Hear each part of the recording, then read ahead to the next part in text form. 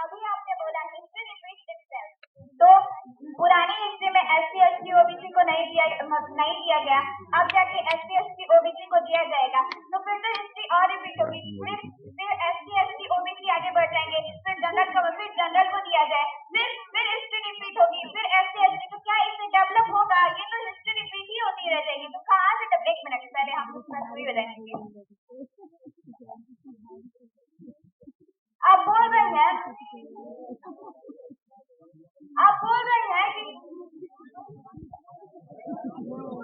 आप जो economically intersection की बात कर रहे हैं, ये तो 2019 में आया और ये किस बेस पे है? फाइनेंशियल बेसिस पे, ना कि कास्ट बेस पे।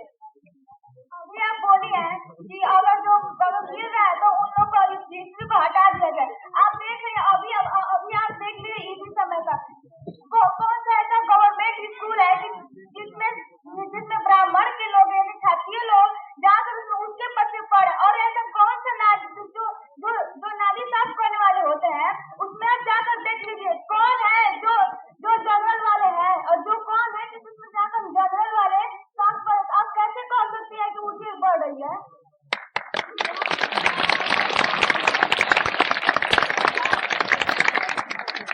लाने के लिए जनरल को भी 10% की आरक्षण दिया गया है। किस बेसिस पे दिया गया है?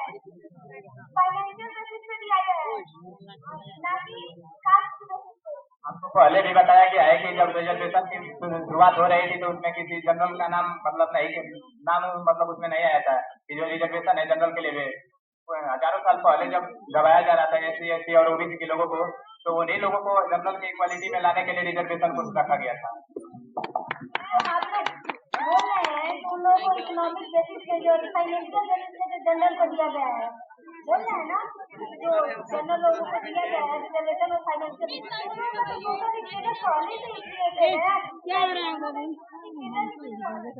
बनाया उनके पूर्वजों का दिया, जबकि लोअर कास्ट के लोग हैं उनको कंप्यूटर स्टेटस सोसाइटी में हमारी सोशल स्टेटस क्या है? अभी तो इसने एग्जाम्पल दिया कौन ऐसा ब्राह्मण या क्षत्रिय होगा या जनरल कास्ट का होगा जो गवर्नमेंट स्कूल में पढ़े, और कौन होगा जो नाला साफ कर रहा होगा? हाँ, लेकिन आप ये जरूर पाएंगे जो लोअर कास्ट के लोग हैं ये लोग नाली साफ कर रहे हैं, गवर्नमेंट उनके बच्चे गवर्नमेंट स्कूल में पढ़े। और आज भी नहीं बोले कि पहली क्लास की है और रिजर्वेशन की जरूरत नहीं है, तो आज भी अगर 45 यूनिवर्सिटी में आप देखेंगे तो जो प्रोफेसर है ना इन सबका जो पोस्ट है जनरल लोग 8734 है, जबकि एसटी है वो 1421 है, एसटी लोग 625 और 4901 है। ये कैसे रियलिटी आई है समझ? अगर रियलिटी आई होती कि जनरल वालों के जितने आधे से अधिक क्यों होगा?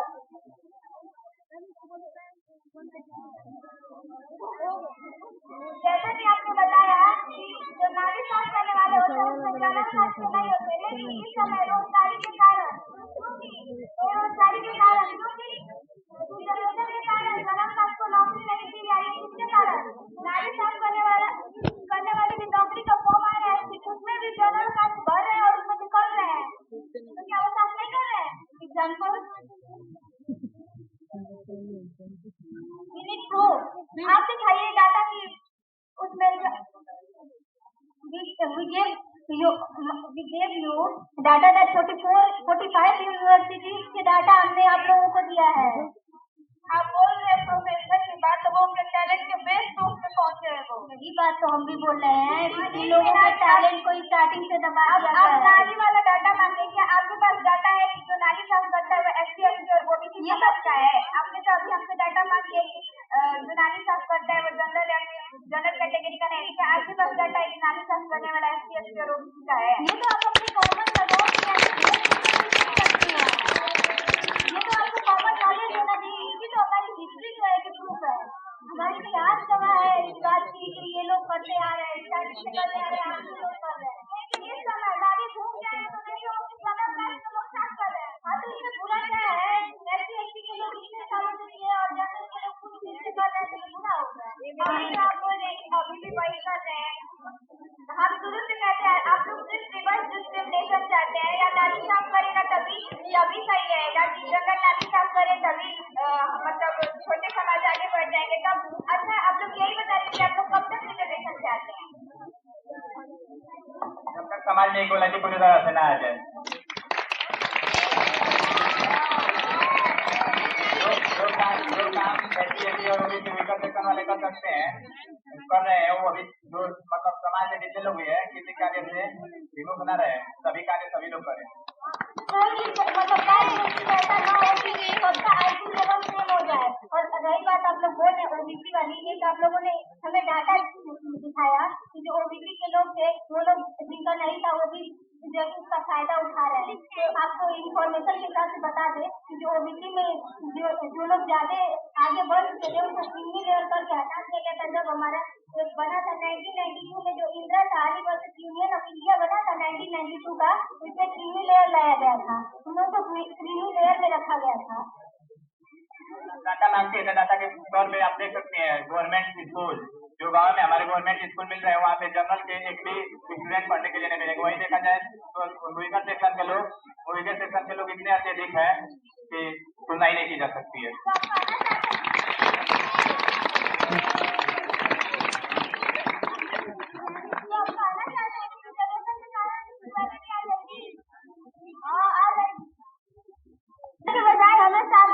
सरकारी स्कूलों पर ध्यान देना चाहिए, शिक्षा के क्षेत्र में उसमें अच्छे टीचर भेजने चाहिए कि लोग उसमें जाएं।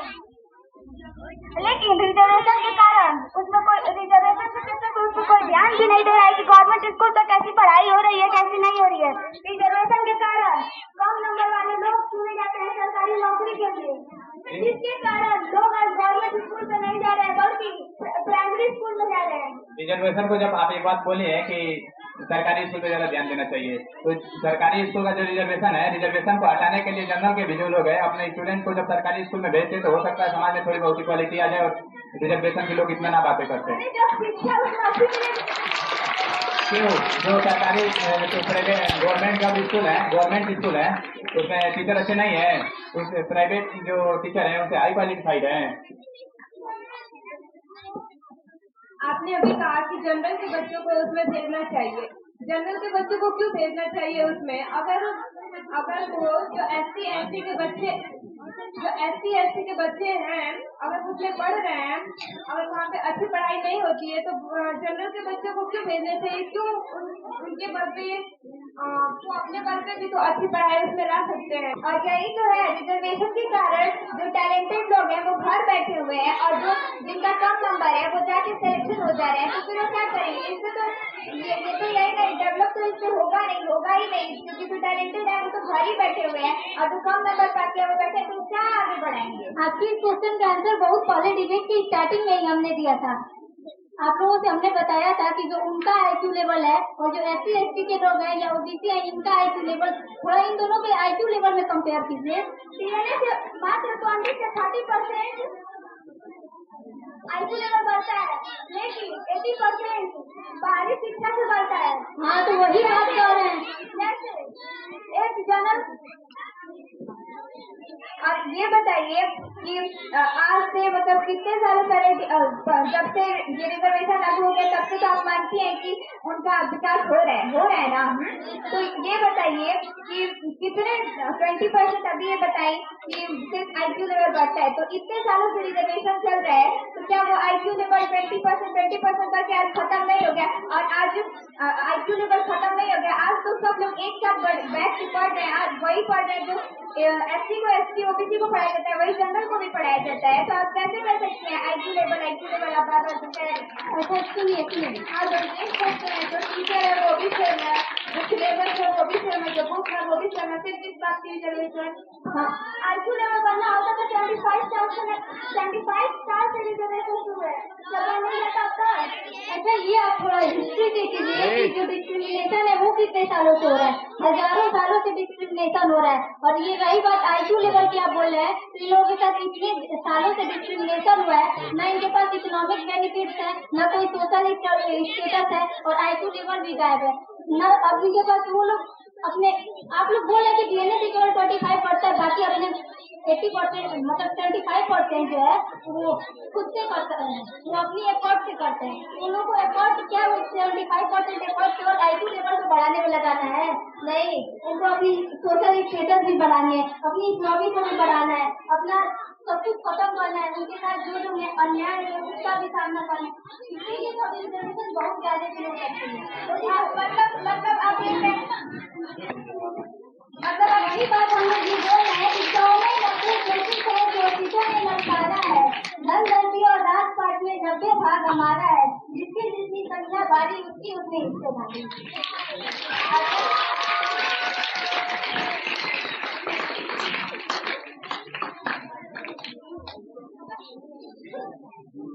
देखा, आप बोल रहे हैं हजारों सालों से कम किया गया।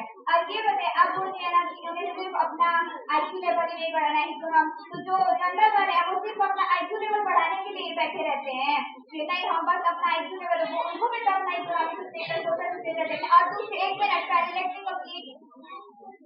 और दूसरी बात आपने बोली कि हजारों साल से कम किया जाए। आपको बता दें मतलब इंडिपेंडेंस से पहले ब्रिटिश राज ने 200, आप मानते हैं ना ब्रिटिश ने 200 सालों तक शासन किया तो क्या वो ब्रिटिश लोग ये देख के शासित करते थे कि कौन SC का है, कौन ST का है, कौन अपर कास्ट का है, कौन लोअर कास्ट का है, ये तो नहीं देखते थे ना, वो तो सबको। और ये बताइए उस टाइम आप लोग खुद ये बता रहे हैं कि उस टाइम जो राजा महाराजा थे वो जनरल